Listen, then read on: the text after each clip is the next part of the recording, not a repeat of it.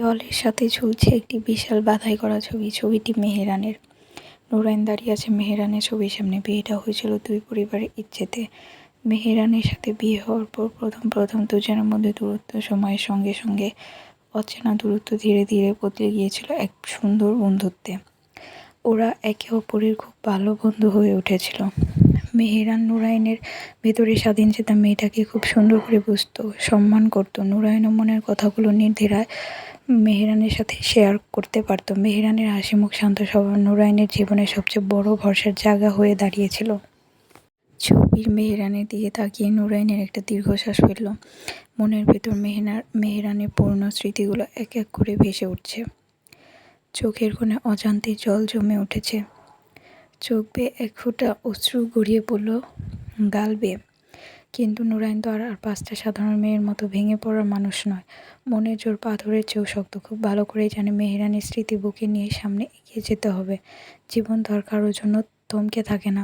যতই কষ্ট হোক, যতই বুক ফেটে যাক, জীবনের চাকা সচল রাখতে হবে। মেহেরানও নিশ্চয়ই তাকে এভাবে ভেঙে পড়তে দেখতে চাইতো না। ভাবনার মাঝে মনের ক্যানভাসে ভেসে উঠল সেই ভয়াবহ দিনগুলির কথা। মেহেরানের অকাল মৃত্যুর পর এই বাড়িতে যেন যে কালো মেঘ নেমে এসেছিল। মেহেরানের আকস্মিক ও অকাল মৃত্যুতে মা মিসেস আলিয়া এতটাই ভেঙে পড়েছিলেন যে ওনার বেঁচে থাকার ইচ্ছাটুকু যেন লোপ পেয়েছিল। নিজের বড় ছেলেকে হারিয়ে উনি প্রায় জীবন্ত লাশে পরিণত হয়েছিলেন। সেই কঠিন ও অন্ধকার দিনগুলিতে নুরাইন নিজের শোককে পাথর বানিয়ে মিসেস আলিয়ার পাশে এসে দাঁড়িয়েছিল। ওনাকে এক মুহূর্তের জন্য একা ছাড়েনি। সেই সময় কায়েনের তখন আমেরিকার পড়াশোনা শেষ হয়নি। তখন চাইলেও সব কিছু ছেড়ে দেশে পাকাপাকিভাবে চলে আসতে পারছিল না।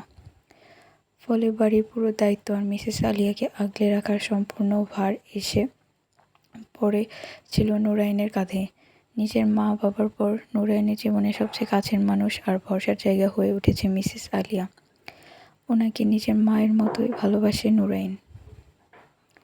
কিন্তু নিয়তির নিষ্ঠুর খেলা তখনও বাকি ছিল। ছেলের শোক সইতে না পেরে একদিন হঠাৎ করে মিসেস আলিয়া মারাত্মক হার্ট অ্যাটাক করেন। ওনাকে যখন হাসপাতালে নিয়ে যাওয়া হয় তখন ডাক্তাররা নুরাইনকে ডেকে অত্যন্ত গম্ভীর ও আশ্চর্যজনক এক বার্তা দেন। ডাক্তার স্পষ্ট বলে দিয়েছিলেন উনি অলরেডি একটা মেজর অ্যাটাক পার করছেন। ওনার হার্টের কন্ডিশন খুবই ক্রিটিক্যাল, আর যদি এমন কিছু হয় তবে ওনাকে বাঁচানো কোনোভাবেই সম্ভব নয়। ওনাকে সব ধরনের মানসিক চাপ ও শোক থেকে দূরে রাখতে হবে।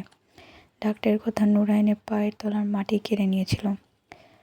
মিসেস আলিয়াকে হারানোর ভয় নুরাইনকে ভেতর থেকে দুমড়ে মুচড়ে দিয়েছিল। নুরাইন এক কঠিন সিদ্ধান্ত মেনে নিতে বাধ্য হয়েছিল। মিসেস আলিয়ার শেষ ইচ্ছে আর ওনার জীবন বাঁচানোর তাগিদেই নুরাইন শেষ পর্যন্ত কায়েনকে বিয়ে করতে রাজি হয়েছে। মেহেরানের স্মৃতি বুকে আগলে রেখেও শুধুমাত্র এই পরিবার আর মায়ের মুখের দিকে তাকিয়ে ও কায়েনের সাথে এক ছাদের নিচে থাকার এই অদ্ভুত ওলটপালট সমীকরণে পা দিয়েছে। বর্তমানে ফিরে এলো নুরাইন। স্মৃতির পাতা থেকে বাস্তবে ফিরতে নুরাইন চোখের পানিটা মুছে নিল। নুরাইন যখন মেহেরানের ছবির দিয়ে তাকে অতীতের অতল গভীরে ডুবেছিল তখন ঘরের আধখোলা দরজার বাইরেও একজন দাঁড়িয়ে আছে।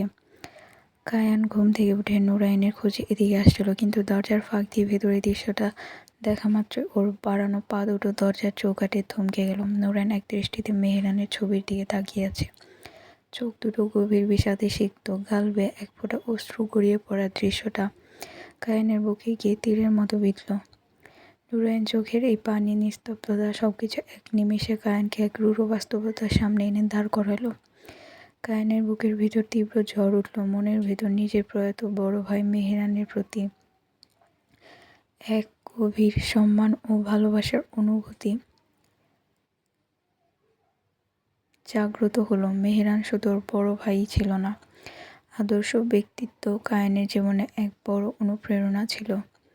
মেহেরানের অকাল মৃত্যুতে কায়েন নিজেও ভেতরে ভেতরে ভেঙে পড়েছিল, কিন্তু কায়েন কখনোই বাইরে নিজের শোক প্রকাশ করতে পারে না। আজ নুরাইনকে মেহেরানের ছবির সামনে ওভাবে দাঁড়িয়ে থাকতে দেখে কায়েন বুঝতে পারল বিয়েটা পরিস্থিতির চাপে হলো। মেহেরানের সাথে নুরাইনের যে আত্মিক বন্ধন ছিল তা কতটা খাঁটি।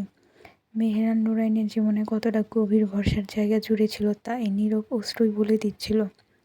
কায়ান দেয়ালের আড়ালে নিজের হাতটা শক্ত করে চেপে ধরল। ওর মনে হলো নুরাইনের মনের একটা বিশাল অংশ জুড়ে আজীবন মেহেরানের এই সম্মানজনক স্থানটাই থাকবে। আর কায়ান নিজের ভাইয়ের স্মৃতিকে বিন্দুমাত্র অসম্মান করতে চায় না। কায়ান একটা দীর্ঘশ্বাস ফেলে নিজের চোখ দুটো বুজে নিল। নুরাইনের এই ব্যক্তিগত মুহূর্তের মাঝে বিঘ্ন ঘটাতে চাইল না। নিঃশব্দ হয়ে দরজার সামনে থেকে পিছিয়ে গেল। শহরের অন্যতম বিশাল বহুল এক লাউঞ্জ বার, মৃদু নীল আর বেগুনি আলোর আলো আঁধারি খেলা চারিদিকে। ব্যাকগ্রাউন্ডে বাজছে ওয়েস্টার্ন মিউজিক। লাউঞ্জের এক কোনায় বড় সোফাটায় বসে আছে কায়ানদের পুরো ফ্রেন্ড সার্কেল। নিক, স্যাম, রাফি আর ওদের সাথে আরও কয়েকজন মেয়ে। সবার পরনে দামি ডিজাইনার পোশাক, হাতে ড্রিঙ্কসের গ্লাস, আড্ডা হাসিতে মেতে আছে পুরো টেবিল। কিন্তু এই পুরো পরিবেশের মাঝেও কায়ান সম্পূর্ণ আলাদা। পরনে ব্ল্যাক শার্টের ওপর ডার্ক গ্রে ব্লেজার, সোফায় এক হাতে ছড়িয়ে বেশ আয়েশ করে বসে আছে, অন্য হাতে জ্বলন্ত সিগারেট। এমন পার্সোনালিটি যেন সবার মাঝে থেকেও নিজের একটা আলাদা রহস্যময় সাম্রাজ্য ধরে রাখে। খোলামেলা পোশাকের মেয়েগুলো মদের গ্লাস হাতে উথাল পাতাল মিউজিকের তালে দুলছে। নিক একটা শট শেষ করে গ্লাসটা টেবিলে ঠাস করে রেখে চিৎকার করে বলল, come on guys, drink up. Rafi, what are you doing man? ঢাল চিল নিক। জেনি কায়ানের দিকে ঝুঁকে এসে ওর শার্টের কলারটা হাত দিয়ে পেঁচিয়ে ধরে মাদকের মতো গলায় বলল, oh baby, why so serious? সেই কখন থেকে তুমি কর্নারে বসে আছো? Just look at you, no smile, no dreams. Come on Kayan, let's dance. Kayan জেনের দিকে তাকায়। কায়ানের চোখের চাউনি দেখে জেনের হাতটা অবশ্যই কায়ানের কলার থেকে সরে গেল। কায়ান ঠোঁটে থাকা জ্বলন্ত সিগারেটে একটা সজোরে টান দিয়ে ধোঁয়াটা সরাসরি জেনের মুখের উপর ছেড়ে দিয়ে ভারী গলায় বলল, don't touch me jenny, just drink and enjoy. আমাকে ঘাটাতে এসো না। স্যাম এক কোনায় দাঁড়িয়ে একটা ককটেলের গ্লাসে চুমুক দিচ্ছিল। বাকিদের উদ্দেশ্যে বলল, গাইস, কায়ানের মুড সুইং নতুন কিছু নয়। ও আমেরিকার পার্টিগুলোতে মাঝে মধ্যে এমন ড্রাগ জোনে চলে যেত। Let him B. কায়ান অন্তত এক পেগ তো নে। টেবিলের মেয়েগুলোর বারবার কায়ানের মনোযোগ আকর্ষণ করার চেষ্টা করছে। নানা রকম ওয়েস্টার্ন লাইফস্টাইল আর ওপেন মাইন্ডেড টপিক নিয়ে কথা বলছে। কিন্তু কায়ানের এই শীতল গাম্ভীর্যের সামনে কেউ খুব একটা ঘেঁষতে সাহস পাচ্ছে না। নিক কায়ানের দিকে ড্রিঙ্কসের গ্লাসটা এগিয়ে দিয়ে একটু বাঁকা হেসে বলল, কী রে ব্রো, জেনি তোকে সে সকাল থেকে ট্রাই করছে আর তুই ফোন বন্ধ করে রেখেছিস। আজকাল তোকে দেখা যায় না। হোয়াটস রং উইথ ইউ? স্যাম চোখ টিপে কায়ানকে উদ্দেশ্য করে বলে, আরে নিক, ওকেই ঘাটাস না। আমাদের ব্রো আজকাল অন্য এক নেশায় বুঁদ হয়ে আছে। রাফিও স্যামের কথায় সুর মিলিয়ে বলল, একদম। কায়ান তো আগে এমন ছিল না। আমেরিকায় সে উদ্দাম লাইফস্টাইল, লেট নাইট পার্টি সব ছেড়ে এখন পারফেক্ট জেন্টলম্যান। কায়ান সোফা ছেড়ে ঝটকা মেরে দাঁড়িয়ে পড়ল। কায়ানের হঠাৎ উঠে দাঁড়ানো দেখে জেনি আর নিক বেশ অবাক চোখে তাকালো। কায়ান কোনো কথা না বলে বাড়ি দিয়ে পা বাড়ালো। পেছনে পেছন নিক আর স্যামও গ্লাস রেখে তড়িঘড়ি করে উঠে এলো। এই কায়ান, হোল্ড অন, কী হয়েছে তোর বলতো? স্যাম নিজের গাড়ির চাবিটা আঙুলে ঘোরাতে ঘোরাতে বলো, একদম। আমার একটা নিরিবিলি স্পট চেনা আছে লেক সাইডে, ওই দিকটায় পুরো পিসফুল একটা এনভায়রনমেন্ট পাবি, চল ওখানে গিয়ে বসে। কায়ান প্রথমে একা চলে যেতে ছিল, কিন্তু নিজের ভেতরে অস্থিরতার মনে তীব্রতার ঝড় ওকে একা থাকতে দিচ্ছিল না। একটা দীর্ঘশ্বাস ফেলে ঘাড় ঘুরিয়ে বন্ধুদের দিকে তাকালো। চল। কিছুক্ষণের মধ্যে ওরা এসে পৌঁছালো নিরিবিলি লেক সাইডের ভিউ পয়েন্টে। নিক আর স্যাম দুজনে কায়ানকে অস্বাভাবিকতা নির্বোধে খুব গভীরভাবে লক্ষ্য করছে। কায়ান পকেট থেকে সিগারেট বের করলো, লাইটার জ্বালিয়ে সিগারেটে টান দিল। আগুনের লালচে আলোয় ওর চোয়ালের শক্ত রেখাগুলো আরও বেশি স্পষ্ট, ধারালো দেখালো। স্যাম কায়ানের দিকে সরাসরি ঘুরে দাঁড়িয়ে প্রশ্ন করলো, কায়ান, একটা কথার উত্তর দে, ওনার প্রতি তোর মনের ভেতরে কি সত্যি কোনো ভালো লাগা কাজ করে, নাকি তুই বিয়ে আর আন্টির জেদ সামলাতে গিয়ে তুই নিজেকে জাস্ট মানিয়ে নেওয়ার অভিনয় করছিস? কায়ান সিগারেটটা লেকের পানিতে ফেলে দিয়ে বলল, জানি না। তিন বন্ধু এক মুহূর্তের জন্য চুপ হয়ে গেল। ঠিক তখনই নিক বলল, ও এমজি গাইস, যাকে নিয়ে এত কথা, যাকে দেখার জন্য কায়ান পুরো পার্টি ফেলে চলে এলো, তাকে তো আমি আজ পর্যন্ত সামনাসামনি দেখলামই না। কেমন দেখতে সে, যে আমাদের কায়ানকে এমন জাদু দিয়ে কাবু করে দিল।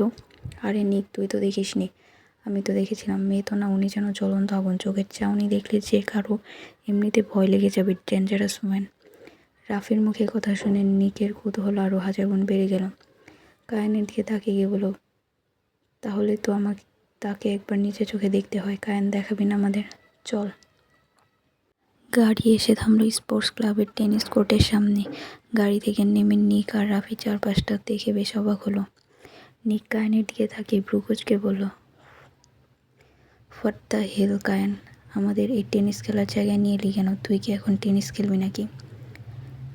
স্যাম বলল, দূর বোকা, তোরা এখনও কায়ানকে চিনলি না। ও যখন এখানে এসেছে তার মানে বুঝিসনি এখনও নিশ্চয়ই কায়ানের উনি আছে, তাই না রে কায়ান? কায়ান কোনো জবাব দিল না। ভেতরে কোর্টে দিয়ে পা পড়ালো। কায়ান, নিক, স্যাম আর রাফি একসাথে কর্ডন করে গ্যালারির দিকে এগিয়ে যায়। ভেতরে ঢুকতেই সিনথেটিক কোর্টের উপর টেনিস বলে ড্রপ খাওয়ার চেনা ঠাস ঠাস শব্দ, ঘর্ষণ ধ্বনি কানে এলো।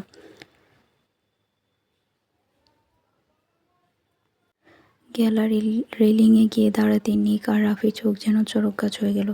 কোর্টের ঠিক মাঝখানে প্র্যাকটিস করছে নুরাইন।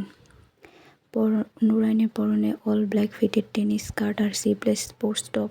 চুলগুলো একটা হাই পনিটেল করা, কপাল আর ঘাড় বেয়ে ঘামের বিন্দুগুলো চকচক করছে। ডান হাতে গ্রিপ শব্দ ধরে বলের দিকে ফোকাস করে আছে।